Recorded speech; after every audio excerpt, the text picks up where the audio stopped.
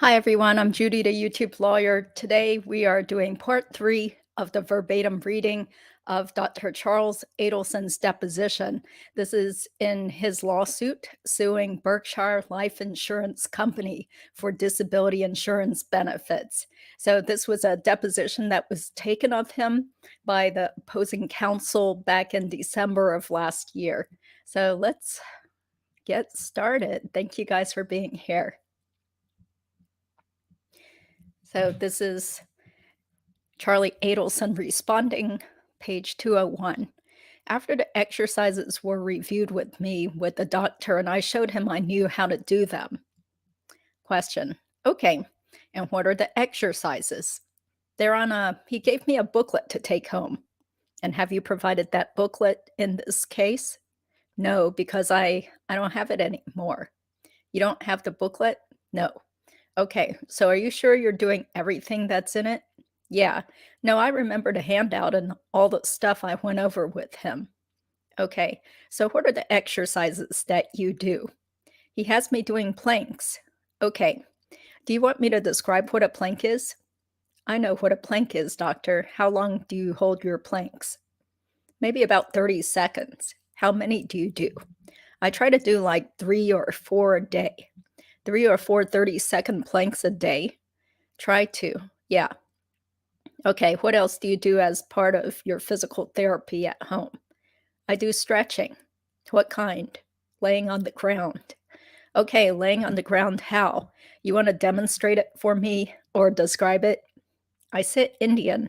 I sit like Indian style, cross-legged. I stretch to each side. I do side bends. There's another plank exercise where I turn on my side, and then I combine that with some swimming. Anything else? That's it. Okay, so I want to make sure I understand this. So your physical therapy consists of 3 to 4 30-second planks a day. Then you do some planks when you're on your side. Fair? And I take it those are you're on one arm and you're planked up and your other arm is doing what? Doing either by your side or reaching up to the air. Do you do both? I do them where I have them by my side, and then sometimes I'll reach up and over. I mean, I just try to stretch everything out. The muscle goes into spasm when I'm working and when I'm bent over and when I'm twisted to the side. Okay, so you've got the side planks, the straight planks, those 3 to 4 30-second planks. Those are the old classics. You just got both arms on the ground, you're planked up, you're holding it for 30 seconds, strengthening your core, right? Yes, yes. And then you say you sit Indian style and do some stretching side to side, correct? Yep. How many repetitions do you do of those? That's more I just stretch and hold it for 10 seconds at a time. Okay, do you do that 10 seconds on each side and that's it, or do you do that 20 times, or how many do you do? I usually try to do 2 or 3 on each side. 2 or 3 on each side? And is it your general practice to do that group of exercises every day? I try to, yeah. And I also stand up and try to touch my toes, stretch my hamstrings. So you stand with your feet together? Right. And then reach down to the ground and try to touch your toes? Yeah, stretching it. Can you do it? Can't touch my toes. Okay. Any other stretches that you do? I do side bends, stretch to each side. Standing with your feet together and just bending to the side? Yeah. Okay, do you take your arm and push it over, or do you just bend? Well, I usually put one arm on each side, lift one arm up of the opposite side I'm stretching to. Okay, and then, so I do that, and then I'll try to swim a little bit. And it does loosen things up until I go into the office and bend over and twist sideways and work on a patient. And then my back will take a turn for the worse for the day. Okay, but does the swimming come every day as well? I try to. I mean, I don't swim every day, but I try to make it when I can. Okay, give me an average. 3 times a week, 4 times a week, twice a week. I'd say it probably comes out to 4 times a week would be a fair number to say. Okay, it depends. If my back's acting up, it's 0. So if I'm having an issue, what I just described to you with the planks and all that stuff, I'm not doing. So when your back flares up, you don't do any of that stuff. You just No, try to get through it. It hurts bad enough that when I take a deep breath, it hurts. When I'm getting in and out, like getting in and out of the car hurts me a lot. Okay, so let's just take this month, for example. How many days have you done the stretches in December versus not because your back is hurt? With working less, my back's been hurting. I mean, my back has gotten not as painful. So I'd probably say I've been doing it probably 4 days, just the way I've always done it. 4 days a week, roughly, yeah. For the stretches and the swimming, yeah, the swimming's outside, so it's weather dependent. But the stretching I try to do every single day. You have a pool at your new house? Yeah, small, but real small. But that's the pool you swim in? Mhm. Yes. Yes. You don't go to the YMCA? No. Or the gym or anything like that? No, I got a little pool. Okay, and when you went to the gym, you didn't swim there. You did other stuff there, correct? When I went, no. All right. So fair average for the stretches you described and the swimming, weather dependent on the swimming 4 times a week on average. I'd say 4 to 5. You could say 4 to 5. Okay, a week. Well, you get to say because no one's at home with you while you're doing the stretches. It's 4 to 5, but it's depending on how my back is feeling. Okay, and that's generally been consistent, yeah, since September of 2016, the exercises that I've done. Well, since you got them from Dr. Federani. From Federani, yeah, I've been trying to stay on it. Yeah, I do. Okay, and you got those exercises were at one point in a pamphlet he gave you that you've since thrown away? Yeah, I mean, exactly. But those were the exercises in the pamphlet, and then you kind of got used to them, didn't need the pamphlet anymore, threw it away? Exactly. Okay, now any other physical therapy that you've done other than those exercises and swimming that you've described over the 5-year period since you went to the doctor? No, can't remember. Okay, now if you look at the last page of Dr. Federani's medical record on you from this first visit, it has a list of things that you all discussed, and it says towards the middle, it says muscle. Are you on the last page, sir? Go to the very last page. Okay. Okay, let me take a look, make sure everything is working. Thank you guys for being here. Okay, let's keep going. It says in the middle of that last page, muscle relaxant cyclobenzaprine was advised. And I didn't see that one on any of your prescriptions. Is that one that you just never filled, or do you recall taking that one? No, I never filled it. Problem with cyclobenzaprine is it's the same, that's a pharmaceutical name for Flexeril. And you can have it's pretty heavy. I mean, as far as a benzo, you can get like a real foggy brain from it. So that's the reason why we didn't go that route. I mean, I could have tried it, but it's to work, you can't be taking narcotics and doing surgery and seeing patients and having a foggy brain. So that's why we ended up not doing it. So you never took this one? No. Okay. No, I couldn't go to work if I took that. Okay. Then it says reduce workload to 2 days per week. Did you do that starting September 29th of 2016? He was telling me that I need to cut back on work. It was more, I remember discussing the hours more than anything. And he was just telling me the hours that you're working are just too much. My question's real simple. Did you reduce work to 2 days a week after this visit? This was in September 29, 2016. No, I didn't go down to 2 days a week. No. Okay, did you reduce work to 5 hours a day following this visit? I definitely was reducing workload. Yeah, I understand that. My question is, did you reduce work to 5 hours a day? The work that I reduced, but it always varied the hours when you were at work. Some days you're still real long, right? You can have emergencies that show up, or you can be in surgery and have a problem and take an hour longer or 2 hours longer than you plan on, right? So the answer to my question is no, you didn't reduce work to 5 hours a day, correct? Right. Thanks. You were informed to use a heating pad on the affected area 5 to 10 minutes at a time. Did you do that? Yeah. How often? I still use a heating pad tonight. I use a heating pad all the time, every day. Just about, yeah. Okay, and I take it since the condition of your back hasn't improved, that hasn't been a sufficient treatment for you? No, it does feel a little better, the moist heat, but it doesn't cure the back. And then it says a little lower down, patient informed to use mild stretching exercise routines and shown diagrams, educational materials were handed to the patient. That's it. So that's the pamphlet you were describing. There you go.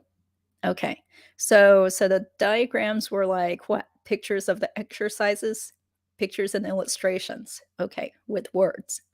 Then it says, patient was informed to use support brace. The patient was instructed to ask chiropractor to obtain proper support brace. Do you see that? Yeah, he knew. He knew I wasn't going back to that chiropractor, so I don't know why he put that there. Did you use a support brace? I bought one, and then I'd wear it, and then it kind of made it felt better, and then after a while it didn't, and then I found it kind of annoying. And then it may have just been a placebo effect to feel like you have a little more support, but I wore one for a little while on and off. On and off? Yeah. How long did you wear it for? A week? A month? It was a couple of months. I was on and off, and I was trying to figure out if I was really getting relief from it, or if it was just in my head, or if it was just I hadn't hurt my back yet that day. Because I think at the end of the day, it was just more of a placebo effect. So in the month after your visit to Dr. Federani, did any of the home therapy, moist heat, make any of that make a difference? Did it get better from September to October or through October? When I didn't work, it started to get better. So, well, let me ask it a different way. Did any of the treatments you were pursuing make it better? Or in your mind, was it less work that made it better? It was rest that would have it get better. And then I would go into work, and depending on how tough of a day or what kind of cases I was doing would depend on how bad the back was. So I would feel like I would be making progress. And then, when did you go back to Dr. Federani? I don't recall. The referred to document was marked Defendant's Exhibit 12 for identification by the court reporter, by Mr. Hetherington. I'm showing you what I've marked as Exhibit 12, which is an October 31st, 2016 record from Dr. Federani. Now, do you recall your second visit to Dr. Federani? Do you have any independent recollection of it as we sit here today? No. Okay, do you recall discussing your disability claim with Dr. Federani? I don't recall. Do you recall asking him to sign an attending physician statement to support your disability claim? Repeat the question, please. Do you recall asking Dr. Federani to sign an attending physician statement in support of your disability claims? I don't specifically know. Okay, do you generally? Ask them to sign I don't remember asking them to sign anything. Okay. Do you have any recollection of discussing your disability claim with Dr. Federani? Not offhand, no. So in the middle of the history of present illness, it says, patient reports that the pain has responded minimally to conservative treatment. The acute periods of exacerbation are directly related to work hours. Charlie says that he's been able to continue exercising, such as bench presses and other exercise that do not put a large pressure on the low back without experiencing a flare-up. Does this record refresh your recollection that you were still bench pressing in October of 2016? It says that I probably felt I could. I don't know if I wouldn't still be doing that if I was in a lot of pain. Well, it says, Charlie says that he has been able to continue exercising, such as bench presses.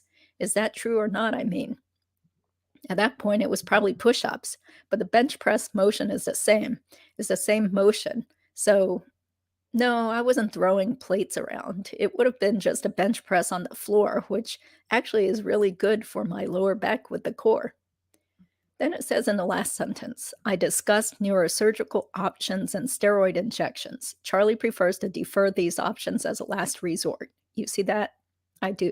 Okay, and that's still your position today, that you're not ready to try steroid injections or neurosurgical options? Mr. Hasselbrock, objective form. The witness. Dr. Federani told me the negatives at the time with the pros and the cons. And he even agreed with me at this time he's fine with me waiting on those. By Mr. Hetherington. Well, we're still waiting. It's now 5 years later. I mean, do you think you need to pursue any other forms of treatment, such as injections or neurosurgical options? Mr. Hasselbrock, objective form. The witness. He still says that last time I spoke to him, he said it wasn't going to cure me. He said it's just going to mask your symptoms. By Mr. Hetherington. The symptom being the pain, and then you could potentially hurt the back worse. Videographer. Excuse me, I need a break in the next 5 minutes when you get to a good spot. Mr. Hetherington, we're almost to a breaking point here. Okay, let's take a break. The videographer, ending media unit number 3. We're going off the record at 3:20 p.m. A recess was taken at 3:20 p.m., after which the following proceedings were had at 3:34 p.m. The referred to document was marked Defendant's Exhibit 13 for identification by the court reporter. The videographer. This is the beginning of media number 4. We are back on the record at 3:34 p.m. By Mr. Hetherington. Dr. Adelson, we're back on the record. You understand you're still under oath, sir? I do. Okay, I've handed to you Exhibit 13, which is your next treatment record from Dr. Federani in March of 2017. Can you explain to us why you didn't visit the doctor between October of 2016 and March of 2017? Mr. Hasselbrock, objective form. The witness. I was following up with him. That's why I came in the first week of March. By Mr. Hetherington. You were following up in March, but why March? Why not November, December, January, February? Why did you wait 6 months to go back to the doctor? Guess I was still having problems. Okay, so should I assume that means you weren't having problems in the other months that you chose not to go to the doctor? No, the problems never went away. That's why I came back. Okay, so the problems never went away and you decided in March to go back to the doctor. Fair? Yes? Yeah. Okay, why March? What happened in March as opposed to some other point in time? Mr. Hasselbrock, objective form. The witness, just to see my doctor. By Mr. Hetherington. Okay, you'll note in the second paragraph there it says Charlie continues to bench press without involving his low back. Well, I guess that's a typo there. Does that refresh your recollection that as of March of 2017, you were able to bench press? It would be the bench press motion, which would be, it's a push-up motion. Why doesn't it say push-up in the medical record? Well, it should. Because you weren't bench pressing in March of 2017, even though it appears here in your medical record. It's a bench press motion, which is press. It's the exact same motion as a push-up as a bench press. I know what a bench press is, sir. Oh, and I also know what a push-up is. And if I wanted to write push-up, I'd write push-up. So why does bench press appear in this record? Mr. Hasselbrock, objective form. The witness. I mean, I don't know why. I mean, if the weights were there. By Mr. Hetherington. Well, were they there? I mean, if I didn't have pain in my back and my back supported, I probably could do, it's the same. A push-up motion and bench press motion is the same motion.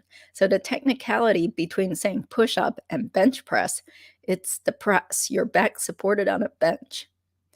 Do you have a bench at home? No. Okay, so where would you have done bench presses? I could have used my membership at the LA Fitness. I could have, yeah. Okay. The referred to document was marked Defendant's Exhibit 14 for identification by the court reporter. By Mr. Hetherington.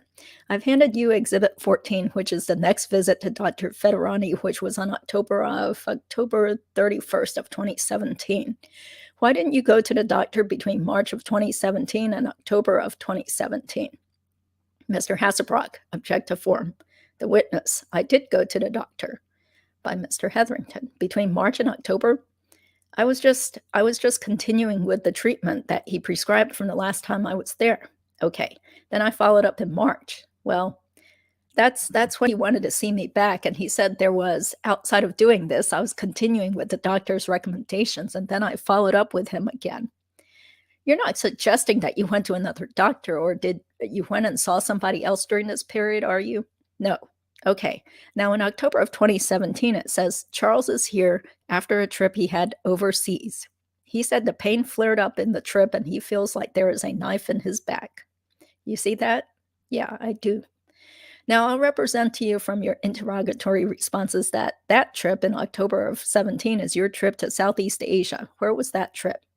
That's right, yeah, and that was to the Philippines. That was the Philippines as well. I flew to the Philippines, and then from the Philippines, that's when I was in Southeast Asia. Yeah. Well, did you go somewhere else after the Philippines, or did you just go to the Philippines? No, I remember I flew to the Philippines, and then from the Philippines, I flew to Korea, South Korea, not North Korea. Lucky for you. Just specific, but that because my back was really messed up. I remember I was at the hotel and I literally took the whole day and I just laid in a bathtub and laid in bed, so I know exactly where I was. Who did you travel with on that trip? My buddy Scott Radius. Your buddy Scott Radius, he left with you from Florida and went to, no, at the time he was working in Manila. And then I went to see him in Manila. And then from Manila, it was a couple-hour flight to South Korea. And how long was that trip? I would think I was in South Korea a couple of days, 3 days maybe, and what happened on that trip that hurt your back? I mean, you weren't pulling teeth when you were over there, I take it. No, no, no, but I remember laying in bed all day and laying in the bathtub. I don't remember, but I was in a ton of pain. And you don't remember what happened? I know the kind of pain I was in, and I know the back pain I was in. I don't remember specifically what caused that flare up, but I remember being in a lot of pain and seeing him when I got back, so that makes sense. Okay. Why did you decide to go see Dr. Kishner at some point? Because with Federani, it was kind of the same discussion. It was either we could go with the injections or you couldn't. There was no guarantee. And then he just kept saying there's pros and cons of both. So it's not like he didn't want to give me false hope and say, you do this, it's not going to potentially make things worse. So I said, if there's a chance that I can do it and it would make it worse, that's why we held off. Okay, my question is, why did you go see Dr. Kishner? To get another medical opinion. Okay, and were you referred there by your counsel? I was. Okay, and how many times have you seen Dr. Kishner? I want to say 5 to 7 times. Okay, how many in person? I'd say 4 or 5 times, 6 times, something like that. When was the last time you saw him in person? It was probably before COVID because everything went telehealth at COVID. Okay, so you had a telehealth visit with him since COVID? Yes. Okay, did you stop seeing Dr. Federani once you started seeing Dr. Kishner? I believe so, yeah. Okay, so why did you go back to see Dr. Federani on February 26th of 2019? Just to follow up with him. I mean, I didn't think he was a bad doctor. I probably needed to get in. I was probably having an issue. Why not go see Dr. Kishner if you were having an issue? I don't remember the specific reason. The referred to document was marked Defendant's Exhibit 15 for identification by the court reporter, by Mr. Hetherington. So this is your February 26, 2019 visit to Dr. Federani, and this follows. References a coughing spell you had that resulted in an electric shock in your low back. Do you recall that? Oh yeah, if it's the time that I threw it out from sneezing. I've done it so many times, I have to read a little more to find out. You see, in February of 2019, Dr. Federani says in the last paragraph of the History of Present Illness section that, I believe the candidate is an injection candidate. I also asked for a new MRI, and I ordered muscle relaxers for now. You see that? Yeah, I do. Okay, and if you turn the page to the second page where it says treatment, the first one says, I discussed MRI findings. I believe the patient is an injection candidate. I will set an appointment for the injection next week. You see that? So there was a different discussion this time with Dr. Federani about getting an injection. Give me a moment, please. Mr. Hasselbrock, I'm going to object to the form of the question. Go ahead. The witness, what was your question again? By Mr. Hetherington. My question is, was there a different discussion with Dr. Federani this time about an injection, since he says he believes you're a candidate for it and made an appointment for it? Mr. Hasselbrock, same objection. The witness, I never made up an appointment for an injection with him ever. It was discussed as a possible treatment option for as a possible treatment option for my back. And then every time we spoke about it, we spoke about the pros and the cons of the injections, and then he was fine with me not doing it. I mean, it was always an option, but not necessarily the best option. And he always said, let's try to exhaust everything before we go to this. I didn't have an appointment set up with him for injections. By Mr. Hetherington. Well, I'm just reading the record, sir. You see where it says, I will set up an appointment? Tell me the date and the time that I was supposed to be there. We didn't set up an appointment. Is it your testimony that you needed a different doctor because Dr. Federani was not helping you with your back problem? Mr. Hasselbrock, object to form. The witness, no. I still had the back problem. I think the core exercises that he was having me do were helping to a certain degree, but it was a constant battle, then getting aggravated at work depending on the day. I could take a couple of days off and be feeling good and it becoming less, and then it just gets aggravated again. So it seemed like things were just getting masked. So when I was explaining the problem to my attorney, he said, there's a neuromuscular guy that may be good for you to go see. And I don't think he'd ever I don't know if my attorney had ever met him before. I don't know he just recommended that this is a good doctor to go see. So I said, okay, I'll go see him, see what he has to say. Sometimes you need a different medical opinion. By Mr. Hetherington. Thank you. But then you continued to go back to Dr. Federani, correct? I believe I saw them both. Okay, Dr. Adelson, so I'd like to ask you some questions about the publicity with respect to your ex-brother-in-law's murder. Tell the jury how your life has changed since your brother-in-law was murdered. Mr. Hasselbrock, objection. My understanding, counsel, was that the court reporter. I'm sorry, I can't hear you. Mr. Hasselbrock, my understanding was that the relevance of these questions was going to be tied into impact on his occupation, not anything more general than that. So I'm inclined to give the witness an opportunity to answer questions, but I also think that they should be narrowly tailored for that purpose because that's what's in the pleadings. Mr. Hetherington, I couldn't disagree more. Your witness has got a disability claim, and what was happening to him in the year in which he claimed it, how it affected him, what led him to make the claim, as well as how it affected, the amount he worked, are all relevant to our defense, and they're relevant areas of inquiry. If you're going to choose him not to instruct him not to answer, that's fine. But I'm going to ask this line of questions, and if you want to instruct him, then do that. But I'm not going to reach an agreement with you on any narrowly tailored set of questions. I'm going to ask the questions that I think are necessary for my client's defense in this case. So you choose. Let's just not waste a lot of time on it. If you're going to instruct him and we'll move on. We'll take it up with the court. Mr. Hasselbrock, that's fine. Ask your question. I'll object. I'll try to keep my objections as narrow as possible so we can get through it. By Mr. Hetherington. How has your life changed since your brother-in-law was murdered? Mr. Hasselbrock, objection. I'll instruct the witness not to answer other than as to the effect on any employment-related issues. The witness. So I, Mr. Hasselbrock, to the extent you can answer it based on that instruction. The witness. I had Dr. Kuhl's say that he wants to suspend our working relationship for the time being until the matter is sorted out. And then I had Dr. Kaufman get harassed by a reporter, and that's how it's affected me. By Mr. Hetherington. Those are the two you're aware of? Mr. Hasselbrock, object to form. The witness, yeah. By Mr. Hetherington. Okay, now, is it possible, Dr. Adelson, that somebody chose to stop working with you and didn't tell you why? It's always possible. Videographer, excuse me, your microphone. By Mr. Hetherington. Can you describe for us what it was like to have your name mentioned in news articles and on television regarding the murder of your ex-brother-in-law? Mr. Hasselbrock. Again, I'm objecting. I think you can answer that question to the extent that it's related to the effect of publicity on your employment. The witness. I'm not going to answer that question. Repeat it again. By Mr. Hetherington.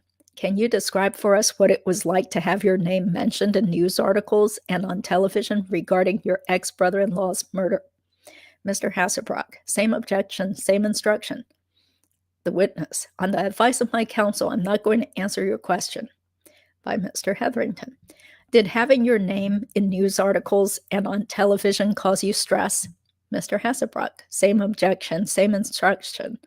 The witness. On the advice of my counsel, I'm not answering your question. By Mr. Hetherington.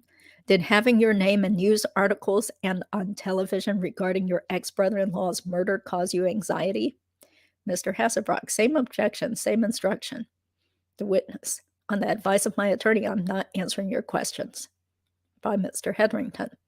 Did you watch the 2020 special that aired on September 16th of 2016, just a month before you applied for disability benefits, in which you were implicated potentially in the murder of your ex-brother-in-law? Mr. Hasselbrock. Same objection, same instruction. The witness. On the advice of my attorney, I'm not answering your question. By Mr. Hetherington. Did you listen to the podcast that's been downloaded more than 2 million times with respect to the story of your ex-brother-in-law's murder, which your name is mentioned repeatedly throughout? Mr. Hasselbrock. Same objection, same instruction.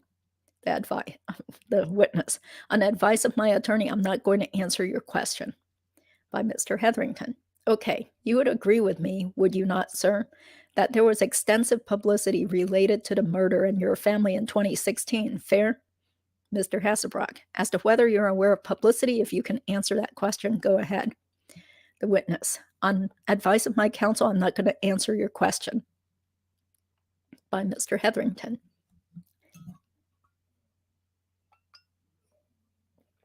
Did you discuss the negative publicity with any of the dental practices that you worked with? Mr. Hasselbrock. Objective form, but you can answer. The witness. Yes. By Mr. Hetherington. Any besides Dr. Kuhl and Dr. Kaufman? No. Did you have any other dentist ask you any questions about the publicity or the murder? No. Nobody said, hey, Charlie, is it true? Did you do it? No. Did you discuss the negative publicity and how it was affecting your life with your father? Not that I can remember. Did you discuss the negative publicity and how it was affecting your life with your mother? Mr. Hasselbrock. Same objection. As far as how it affects your employment, you can answer. The witness. Yeah, under the advice of counsel, I'm not going to answer your question. By Mr. Hetherington. Did you discuss the negative publicity with respect to any of the women that you dated during 2016? Mr. Hasselbrock. Same objection, same instruction. The witness. Under advice of counsel, I'm not going to answer your question. By Mr. Hetherington. Did you discuss it with any friends? That is, the negative publicity and its impact of your life in 2016. Mr. Hasselbrock. Same objection, same instruction. The witness. Under advice of counsel, I'm not going to answer your question. By Mr. Hetherington. Did you ever tell your dad that any dental practices stopped using you due to the publicity? Under advice of my counsel, I'm not going to answer your question. Well, did you discuss that with anyone? Mr. Hasselbrock. Can I hear that last question again? The question referred to was read by the court reporter as above recorded. The witness. No. By Mr. Hetherington. Did you discuss that issue, that is, dental practices not using you due to the publicity, with anyone?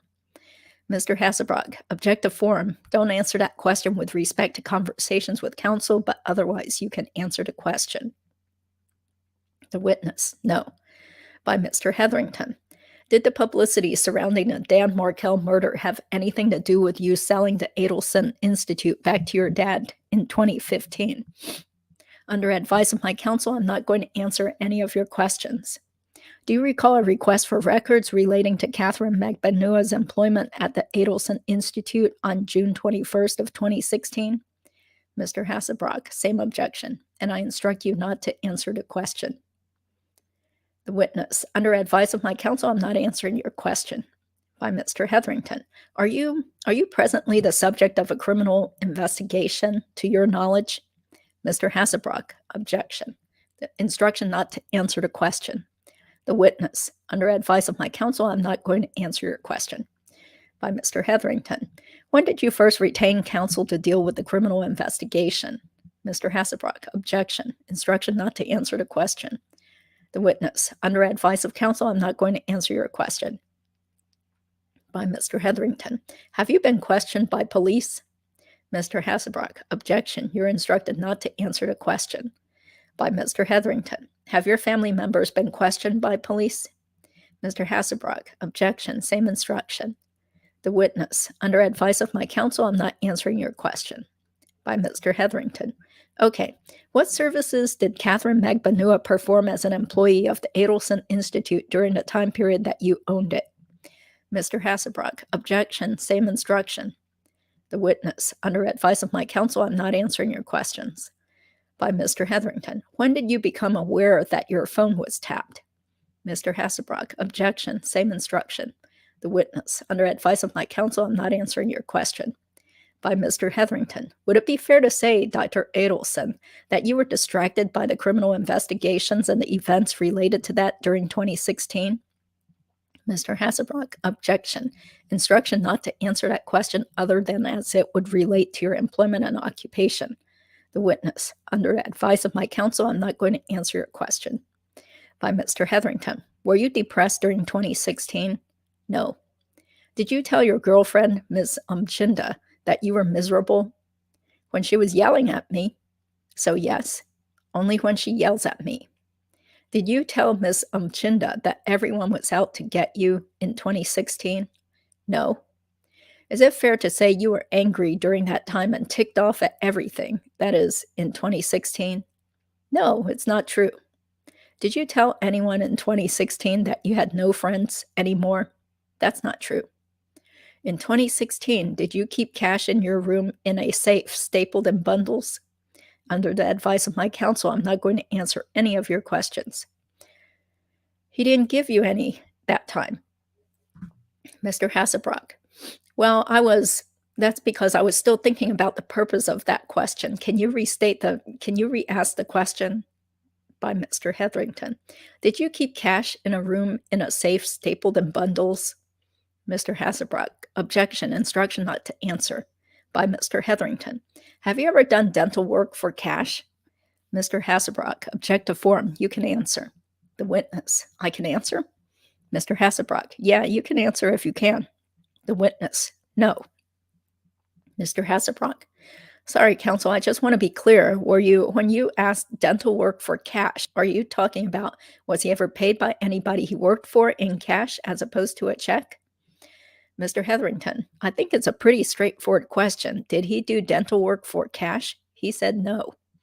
Mr. Hasselbrock, okay. By Mr. Hetherington, did you ever get paid in cash? Have they paid the office in? Has someone paid in cash at the office? Well, I'm sure that's happened. Did you ever receive your payment for your services in cash? No. Okay, why did you sell the Adelson Institute back to your father in 2015? It was something that was beyond my ability to manage, and he'd been managing it since the time he sold it to me, so I guess, transferred or sold it back to him. Okay, what did you do to try to manage it? Not a whole lot. I was a very absentee owner. Okay, so why did you buy it in the first place? I had hopes that I was going to run it, and I just realized that my dad was selling the practice. So I said, if you're going to sell it, I think I'd like to buy it. It seemed like a good idea at the time, but then I ended up not being very hands-on, and he ended up staying on and running it, and then staying on and doing all the administration, staying on and having the same headaches he had before with the office when I was the owner. And I couldn't give it the attention that it needed. So we just said, you know what? Let's just take it back. I mean, I'm not doing anything. I'm not helping you out. So, but you owned it in July of 2014 when your brother-in-law was murdered, correct? I'd have to check the dates, but I think so. Yeah. Okay. And you owned it when Catherine Magbanua started working at the Adelson Institute, correct? Mr. Hasselbrock, objection. Instruction not to answer. The witness, under advice of my counsel, I'm not going to answer your question. By Mr. Hetherington. And isn't it true, sir, that the reason you sold the business back to your father is because you were under investigation for murder and you wanted to get that asset out of your name? Mr. Hasselbrock, objection. Instruction not to answer. The witness, under advice of my counsel, I'm not going to answer that question. By Mr. Hetherington. Now I want to go back to Exhibit 3, which is your list of dental offices. Do you have that, sir? Lots of exhibits. Yes, there are. You said Exhibit 3? Yes. Do you have that, sir? I'm getting there. I'm on 4, on 5. There it is, the last one. You need a break? Just stretching. I've got a back issue, you know. Speaking of that, it kind of encourages me to want to stretch too, hearing about him stretching all the time and having back issues. Okay. No, this is when I'm forced to sit with people for 5, 6 hours at a time that I do to stretch. No one forced you to sit here but yourself, sir. Mr. Hasselbrock, I'd object to that comment, but I'm not sure it requires it. By Mr. Hetherington. Okay, now we started to talk about Exhibit 3 a little earlier, and this is a list of 39 dental offices that you provided in the context of this litigation, correct? Mm-hmm. Yes? Yes, sir. Okay, when did you compile and prepare this list? Mr. Hasselbrock, objective form. The witness. I would say a couple years ago. By Mr. Hetherington. A couple of years ago? Do you know when it was provided in this case? No. Okay, now you also prepared a list of dental offices that was submitted to my clients during your disability claim, did you not, sir? I guess there may have been one supplied to you, I mean. Okay, I'm going to show you what I'm going to mark as Exhibit 17. Yeah, I skipped one. The referred to document was marked Defendant's Exhibit 17 for identification by the court reporter. By Mr. Hetherington. Do you recognize this document, sir? I mean, I recognize the names on the document, but the actual, and it's the first time seeing this document, if that's your question. So the email is from floridasmilemaker@gmail.com. Is that your email address or one at the Adelson Institute? That's my dad's office. So that's not your email address? No. Okay, you understood, did you not, after you submitted your disability claim, that the disability carriers wanted to know where you worked, correct? I mean, you understood that was information you had to provide. That's why this was provided, right? Mr. Hasselbrock, objective form. The witness, yeah. By Mr. Hetherington. And it's submitted, it says, from Charlie Adelson, from that email address, but it's submitted by your father's assistant, right? Erica Johnson? Correct. She's the same person you testified earlier helped prepare Exhibit 3, which is the list of 39 offices, correct? Mr. Hasselbrock, objective form. The witness, I don't know who prepared this, the second list, no. By Mr. Hetherington. And when you say prepared, you mean the Excel part of it. You told me earlier that the information came from your phone and from your memory, correct? Yeah. Okay, so what about Exhibit 18, sick, here? This is also information, I take it, that came from you, Exhibit 18. The list of 24, what number is that? That's 17. Oh, sorry, it's all right. You know, she may have had it from a list that was in the office. Okay, that was where she got it from. But you asked that this list be compiled, right? I mean, you knew that Berkshire wanted a list of the offices where you worked, right? Yeah. I mean, this isn't news to you. Berkshire told you that on the phone. They sent out a guy to talk to you in your dad's office who told you that, right? And you got a number of emails saying, give us a list, right? And this is the list that was provided, right? That's, yeah. Okay, so this one was provided in connection with your disability claim. That is Exhibit 17, and Exhibit 3 was provided in this lawsuit. Can you tell me why they're different? It's possible that my assistant didn't have the complete list of names that she was working off of. It could have been an incomplete sheet that she was going off of when copying them and sent it out from the office. But you would agree with me then that Exhibit 17 is incomplete. Exhibit 3 is what you would consider to be the complete list of offices where you worked. Mr. Hasselbrock, object to form. The witness. Can I ask my attorney a question, or... By Mr. Hetherington, you can take a break after you answer my question. Sure. Is Exhibit 3 a complete list of the offices where you worked? Mr. Hasselbrock, same objection. The witness, to the best of my ability, yes. By Mr. Hetherington. Okay, all right. And I mean, some of them go back to 2006. So I assume, you were trying to be as comprehensive as you could when it came time to litigate this lawsuit to form this list, right? Mr. Hasselbrock, object to form. The witness, repeat your question again. By Mr. Hetherington. Yeah, you were trying to be comprehensive for the purpose of this lawsuit when you gathered the information that makes up Exhibit 13, which is the list of 39. Mr. Hasselbrock, object to form. The witness. I wasn't trying to be more comprehensive. When I asked for the list of offices to be sent, there was obviously a couple of offices that were missing out of the list that was at my office that she compiled it from. By Mr. Hetherington. You had a list at your office? Or however she got the list. Well, how did she get the list?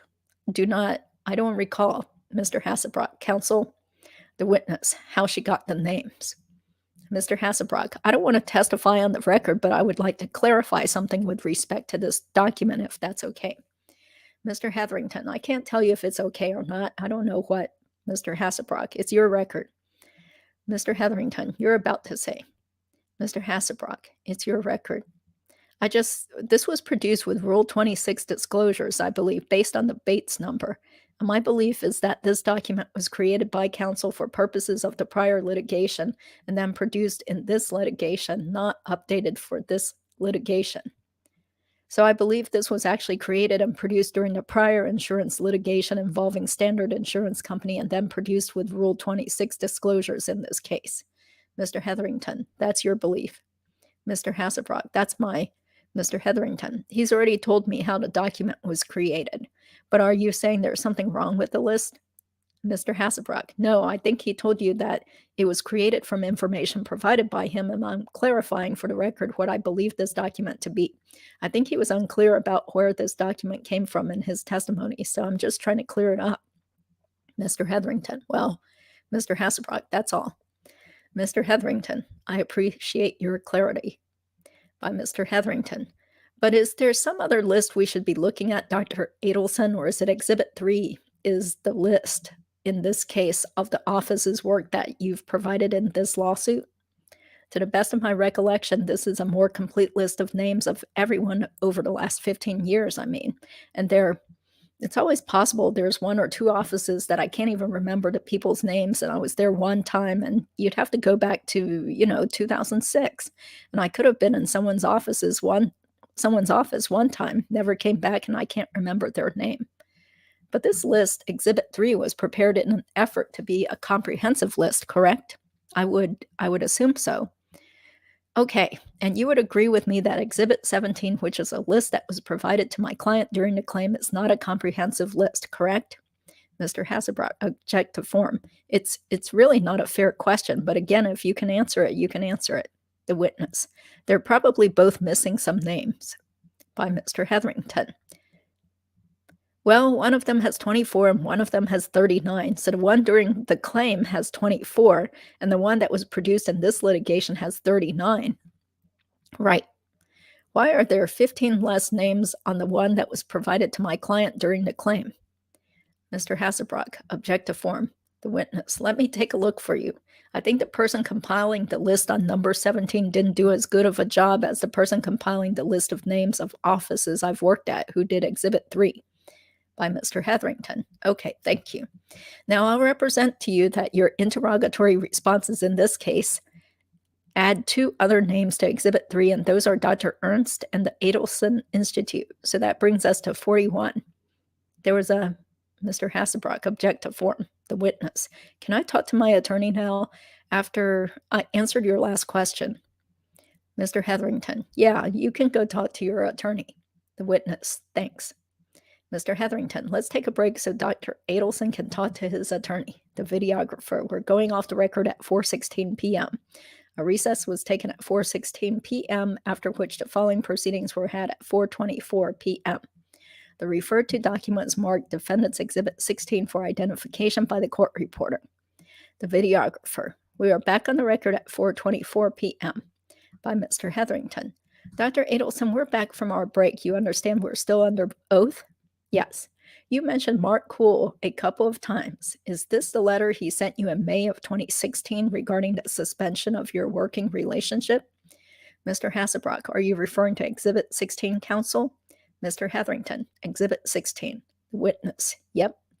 By Mr. Hetherington. And you haven't worked for Dr. Kuhl since he sent you this letter in May of 2016, correct? Mr. Hasselbrock, object to form. The witness, no. By Mr. Hetherington, that's not correct. It's not correct. Okay, when did you work for him? I can't give you the exact date, but I've seen a few of his patients since then at his request. At his office? No, but I've been contacted by him to see a few of his patients, and we still work together on cases. Okay, and when did that happen?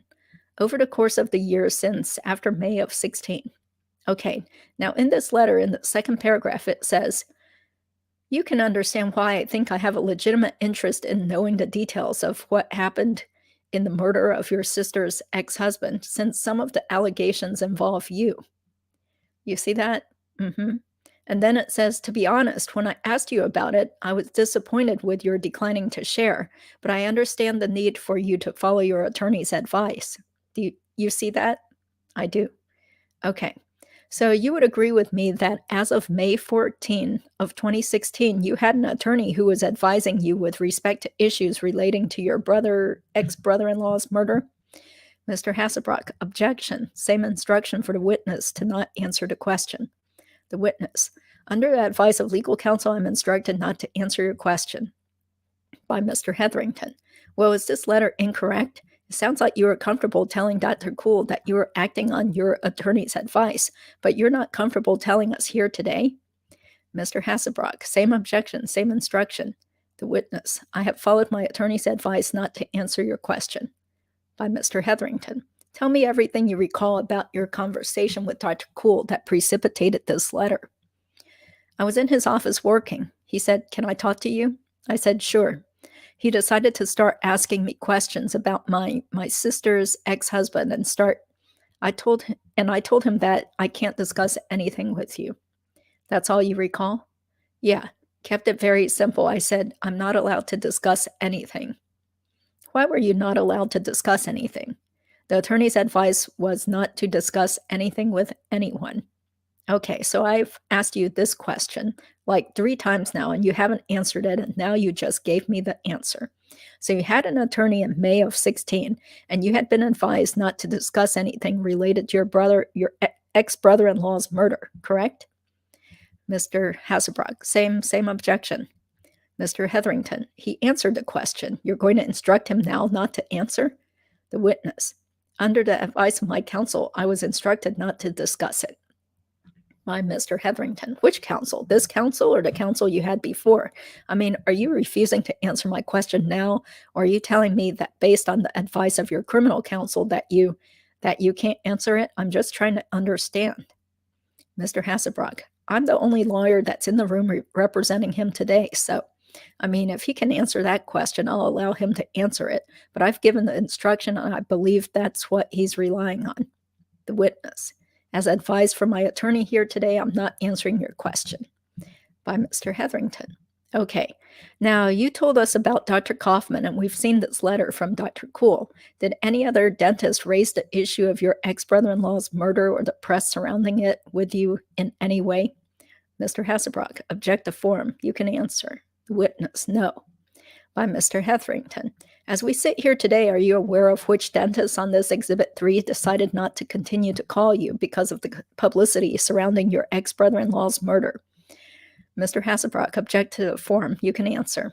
By Mr. Hetherington. I'm sorry? Yeah, nobody. You're not aware of which of the dentists on Exhibit 3 chose not to continue to work with you because of the publicity, other than the 2 you've told me about? Mr. Hasselbrock, object to form. You can answer. The witness, yeah, no, there's nobody. By Mr. Hetherington.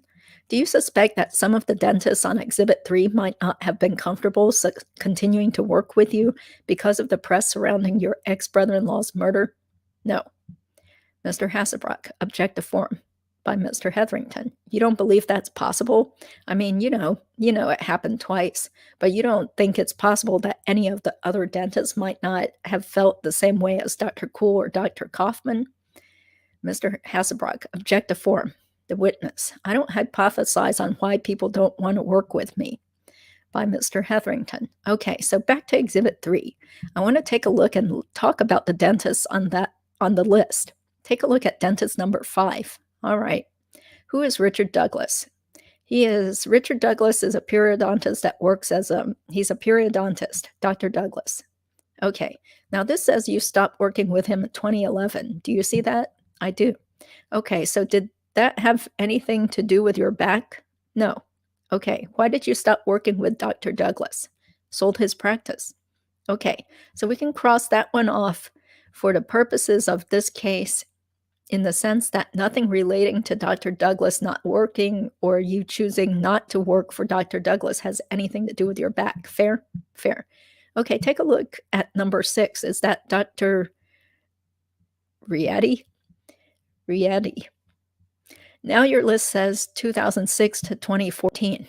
Actually, can I make a correction for you? I went into Dr. Douglas's office 2 months ago to do an extraction. 2 months ago? Yeah, I think. Or maybe a month ago to do an extraction. In 2021? Yeah. I thought you said he sold his practice? He did. He broke a tooth and he called me up as a favor to come in and do an extraction for him. So I pulled the tooth on him. You pulled his tooth? Yeah. Did you videotape this one? I should have. I did a good job. You know that videotape that you showed to Dr. Kishner?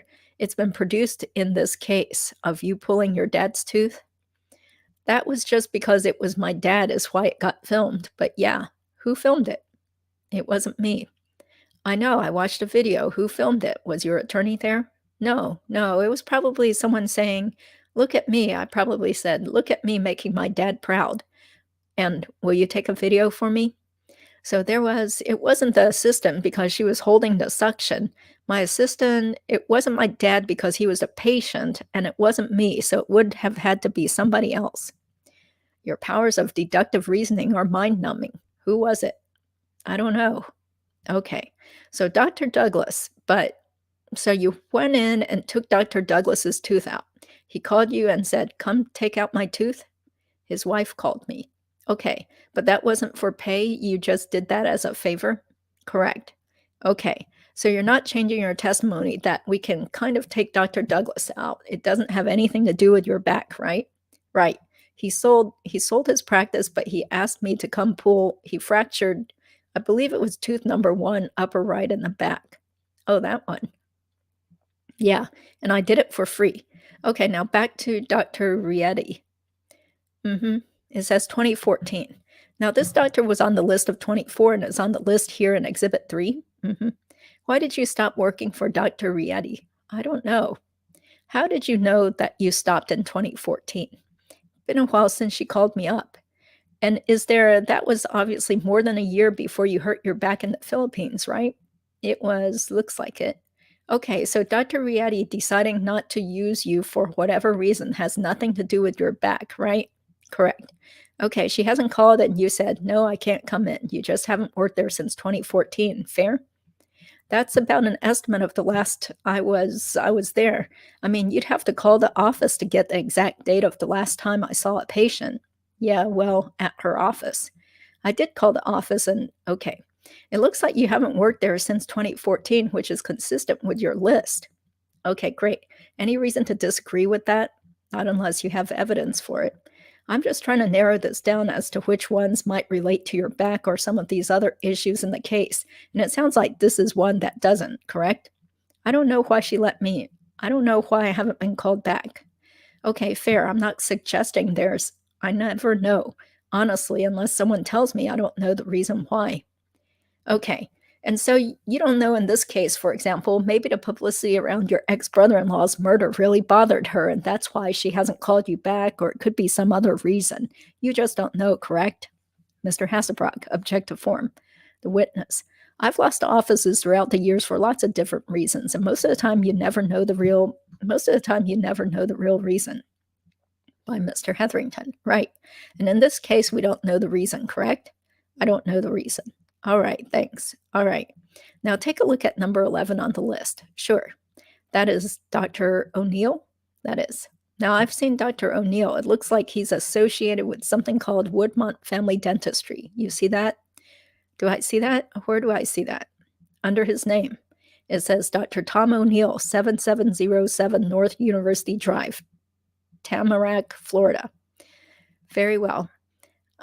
I'm looking at a different page. Well, tell me what happened with Dr. O'Neill. Did you stop working with him? It looks like from your list in 2014. It may have been, I kind of think it was 15 and 14 or 15, one of the two. Right. What happened?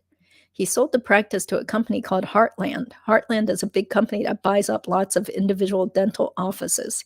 They brought in a general dentist that they were able to pay less to because he's a general dentist, not a periodontist. And Tom sold the business to this Heartland. Now, Heartland still kept on me after Tom sold the business to them. And then I stayed on working with Heartland, but Heartland pays its specialists more money than they pay a general dentist who works for them. So when you go to that office, even though it's owned by Heartland, they changed the name to Woodmont Family Dentistry, so you don't know you're going to a McDonald's. They changed the name to sound like a local office. You don't realize a Walmart came and bought them. So they had a general dentist there that was taking implant courses, didn't know how to place implants yet, but was taking implant courses, and then was holding the cases instead of referring them to me, because once he was done with his implant courses, he was going to be able to do those cases instead of sending them to me. And Heartland was paying him like 30% of collection instead of 50% of collection. And so they were able to save money by having somebody who doesn't have the training or the skill set to do my job. So they had very little. That was when my time there ended. And they haven't called you back since you left to come in and do anything? I think I left them. They didn't leave me. I had a little problem with the fact that they had a general dentist doing something that they had someone who was a lot more trained to be doing at that practice, but they were doing it for cost-cutting reasons. So I think that's what ended our relationship. Okay, let's check back and see, make sure everything's still working out there. Okay, thank you all again for being out there. Okay, we'll probably do this for another 10, 15 minutes.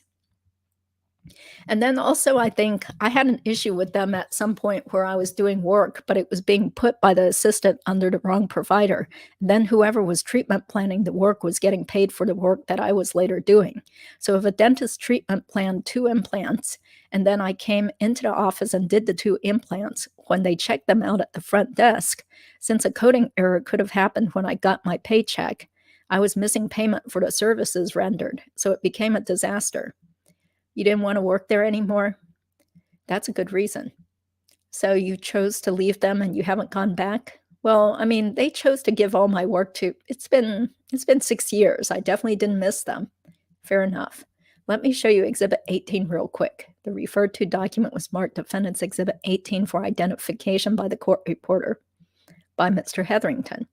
This is a document provided by Heartland Dental. It's called a personal action request form. It's got your name at the top, and then it says last day worked under the box that says termination. I see. August 19th, and then says voluntary resignation. You see that? All right. See, I was right on the money. How about that? I said 15. And then it says eligible for rehire. No. So does that refresh your recollection that the end of your relationship with Heartland was, in the late summer, early fall of 2015? Yeah. Okay. That sounds about right.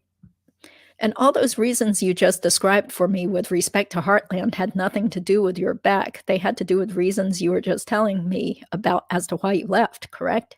Yeah. I mean, I lose offices for all kinds of reasons. Yeah, I understand that. Let's take a look at 28 real quick. As I understand it, Dr. Thomas Roth was also associated with Heartland Dental at some point. Is that correct? Mm-hmm. Mr. Hasselbrock, so you're back on Exhibit 3? Mr. Hetherington, back on Exhibit 3, number 28. Mr. Hasselbrock, got it. By Mr. Hetherington.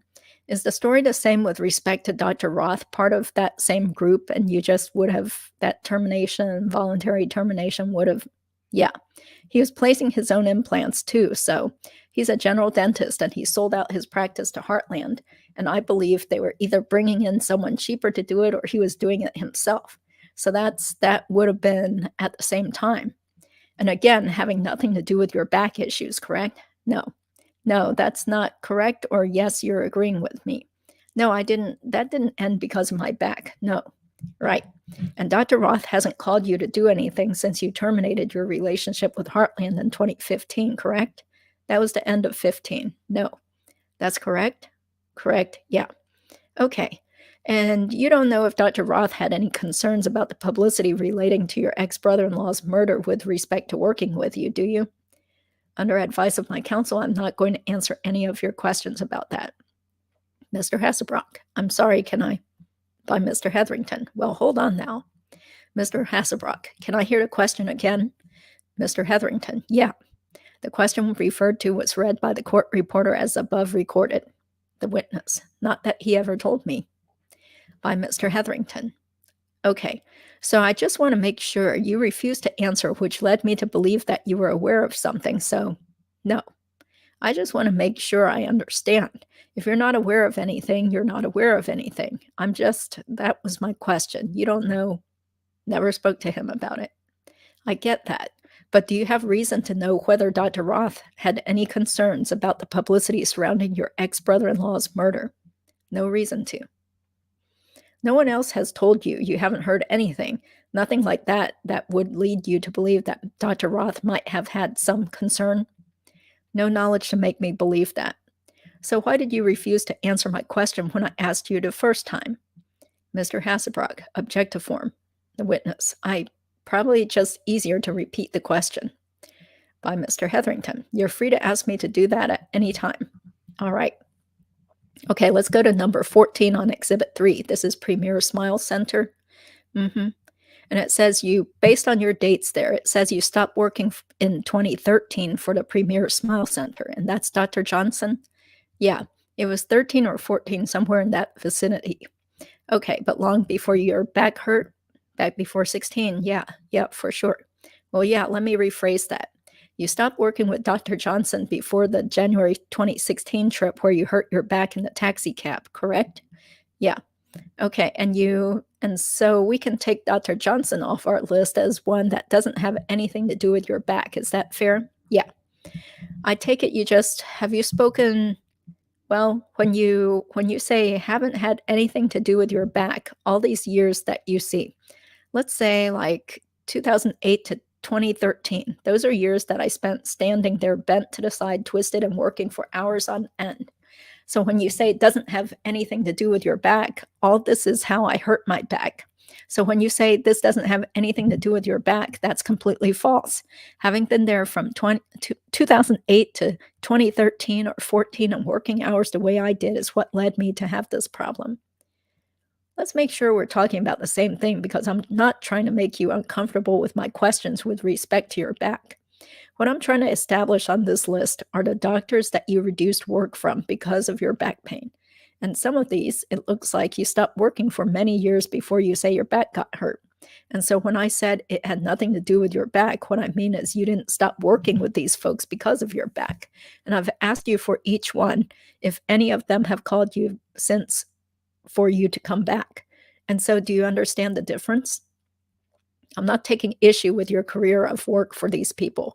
I'm simply trying to figure out whether the people you've provided on this list are, relevant to the injury you sustained in 2016. You understand that? Right. And I was saying that's how I got injured, was working for them. Okay, fair enough. But we're talking about reduction in your workload. You weren't working for Dr. Johnson in 2016 when you hurt your back, correct? Yeah. I've lost let me just tell you, from the time I began, I've lost offices for all kinds of reasons. And you never know the reasons when you're being let go. And you've been very clear about that. There could be reasons, good or bad, why you were let go. But you're not aware. You weren't doing work for Mr. Johnson or Dr. Johnson when you hurt your back. She's a female. Ms. Johnson, Dr. Johnson, when you hurt your back in the Philippines in 2016, correct? No, we weren't working together. Okay, and Dr. Johnson has not called you since then to ask you to come back and do work, and you've declined, right? Okay, that's what I'm trying to figure out for these folks. Let's go to number 15. Why did you stop working for Dr. Trujillo at Smile Experts? She got a periodontist that was a new graduate who was going to make herself available on a weekly basis to sit in her office, whether she had patients or not, and to give her a block of time every 1 day a week to fill up. And I wasn't running my business where I could block off a tremendous amount of time for someone that may or may not have patients on Tuesday. And so is it fair to say that Dr. Trujillo, or you didn't want to continue working for Dr. Trujillo, and he hasn't, or she hasn't called you to come back since you stopped working for her? It looks like here in 2015, we stopped working together when she got and the girl also spoke Spanish that she hired, and she said that was the reason, one of the main reasons. She said, I have a lot of Spanish-speaking patients, and the girl that she brought on spoke Spanish. Okay, so I lost my job. But that happened before you hurt your back in the Philippines based on your numbers here? Yes. Okay, thank you. So, and since that time, she hasn't called you and said, come back, because she hired somebody else to do your job, correct? Yeah. Okay, now the next one is number 16, Dr. Thomas Van Buskirk. Mm-hmm. And your list says that you stopped working for Mr. Buskirk in 2015 as well. Do you see that? Right. And why did you stop working for Dr. Van Buskirk? I think he was starting to place his own implants. Okay. And do you know if there was any particular strike that? Has he asked you to come back and do any work since you stopped working for him in 2015? I think he's retired, sold the practice. Okay. Did he ask you at any point after you stopped working for him in 2015 to come back and do any work? Not since he started placing his own implants, no. Okay. And do you know if Dr. Van Buskirk was aware of the publicity issues relating to your ex-brother-in-law's murder? I don't know what he's aware of. Okay. And so I take it then that you don't know whether those publicity issues caused him any concern with respect to continuing to work with you. You wouldn't know that, correct? I have no idea. Thank you. Are you aware of any dentist that you've worked with, including yourself and your dad, who have had a patient that has made a reference to the publicity surrounding your ex-brother-in-law's murder and expressed concern about having you work on them? No. Have you ever heard anything like that? No. And I take it you don't know if any of the dentists you work with had patients that saw you on 2020 and didn't want to have their tooth pulled by you anymore. You don't know that, correct? Not aware of it. Let's go to number 17. 17 it says Dr. Weinberger, but I think it's supposed to be Dr. Brian Weinberg. Is that correct? That would be a fair assumption. Okay. So the doctor you meant to include here at number 17 was Dr. Weinberg, Brian Weinberg, correct? Mm-hmm. And it looks like Dr. Weinberg is another that you stopped working for in 2015. Can you tell us what happened with respect to Dr. Weinberg? He started taking some implant courses offered by the University of Florida, and then he started placing his own implants. But I still have had patients in contact that have been patients of Dr. Weinberg. Like let's say I place an implant and an implant fails. Any work I ever do, I guarantee for the patient. Every patient I ever see gets my home number, which is my cell phone number. And I had 1 or 2 patients where there was an implant that had failed and that I replaced for the patient at no charge. And they came to my office to see me, but Brian would have been fine with me coming up there and seeing them. And he's asked me if I wanted to come back and help him with doing some extractions and so forth. And he has multiple offices. And I've told him, I guess the last time I talked to him was, I don't know, it may have been 6 months ago, and he was asking me if I wanted to come up and do some extractions with him. And I told him this time, my back's killing me, and I'm not looking to take on any new offices. I mean, I live in Fort Lauderdale. His office is in Juno Beach. That's Donald Ross and A1A. So it's, traffic depending, it's a minimum of an hour and 25 minutes with no traffic. Could be 2 hours and a little traffic up there. And then you got to go both ways, So I'm not going up there to throw my back out on some extractions. Okay. So unlike the other dentists we've talked about, the last several we've talked about, Dr. Weinberg, you haven't worked with in his office since 2015, but he has raised a possibility of you coming to work with him and you declined. Fair? Yeah, no, he's asked me if I wanted to come back up. So I asked you this at the beginning of the deposition, anybody that's called you and you declined, and so he's one we should add to the list. He has called you to do, absolutely, yeah. Periodontal work, and you have chosen not to do it because of your back? Yeah. Fair? Yeah. Okay, so him, there's a Little Smiles that I told that to. There's been a couple, so okay. Well, that's one of the things I'm trying to figure out, so I'm going to ask you with respect to every single one of them. We'll go through it. We're going to have a complete list. Great. Okay. Right now, we've got Dr. Weinberg on the list. Okay. Take a look at number 22, Maria Murray. Well, Dr. Cool also said that he'd have me back also. We've already talked about Dr. Cool. Okay. I've got my list working here. Okay. Let's go to number 22, Dr. Maria Murray. Your list says you stopped working there in 2013. What happened with Dr. Murray? She just stopped calling, but I feel like I've spoken to her. And I don't remember if it was regarding, she may have called me about a patient or something. She didn't have a very busy practice, and that's why it wasn't really worth her while, I think, to bring me in. But we just kind of stopped working. And then I spoke to her recently, and she asked me if I wanted to start working with her again. But we never really did much work in the first place, and I'm not trying to increase the damage to my back right now, so I told her no.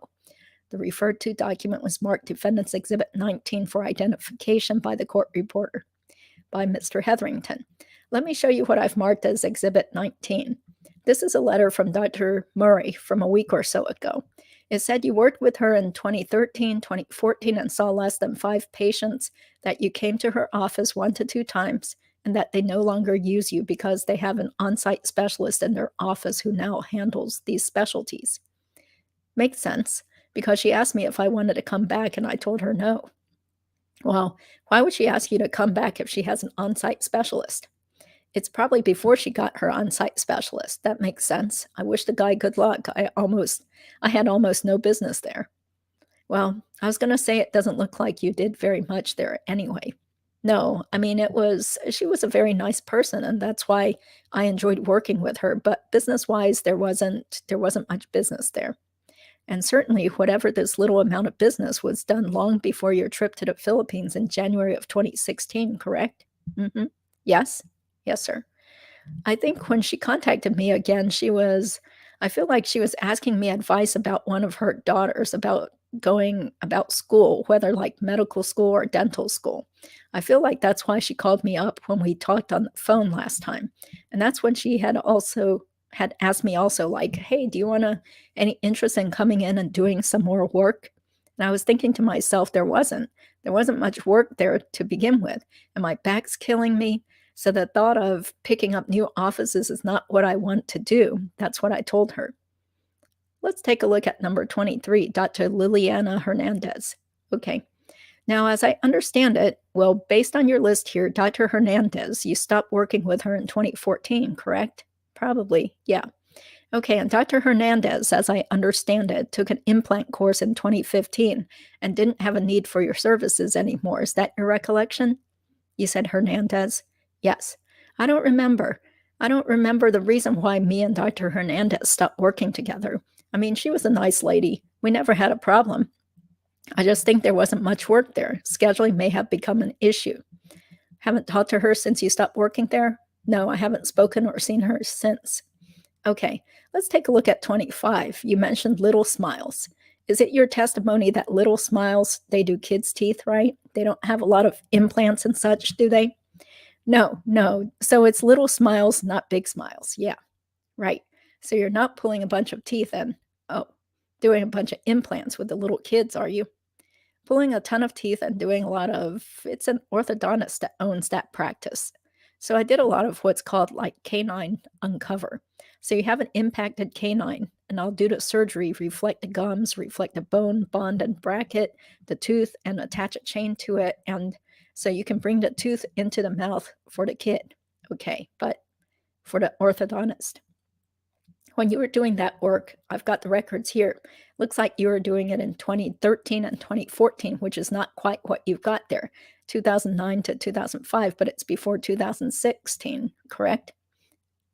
Yeah, and these are when I gave a date, like, I even think I corrected myself, and I said this was 15, not 14, and then you pulled out the documents. So, I mean, it's pretty close. I mean, it could be off by a few months. Okay, but in any event, you had stopped working at Little Smiles before your trip to the Philippines in January of 2016, correct? If that's what the record says, yeah. And I think you just mentioned them a few minutes ago. Is this an office that's called since you stopped working there? Little Smiles? No, it was Different Smiles, so not this one. I may have. So you said I stopped working there in 14? Yes, sir. Okay, so it wasn't 15. I don't know their administration reason for me not working there anymore. I mean, I know there was a lot of issues with insurance because there was lots of little kids and lots of insurance and billing. So I think that's the reason. Fine. My question is, have they called you to come back since you left, whether it was 14 or 15? I just want to confirm the answer to that is no, correct? I feel like they have. They may have. For some reason, I feel like I had talked to them at one point and they were like, asked me if I wanted to come back. And I was like, no. Okay, so we're going to stop for now. Not sure if I'll still have a voice to continue tonight, but maybe later tomorrow night. I understand that, not everybody has the same schedule, and some people have said they prefer a much later nighttime since there are some people watching this channel on the West Coast. But I'll just kind of play it by ear since I do have a bunch of work stuff going on for the next couple of days. But once again, I do appreciate you guys supporting this channel and tuning in and caring about the Dan Markel case. So have a great rest of your day then, and I got to get back to work then. Take care. See you next time.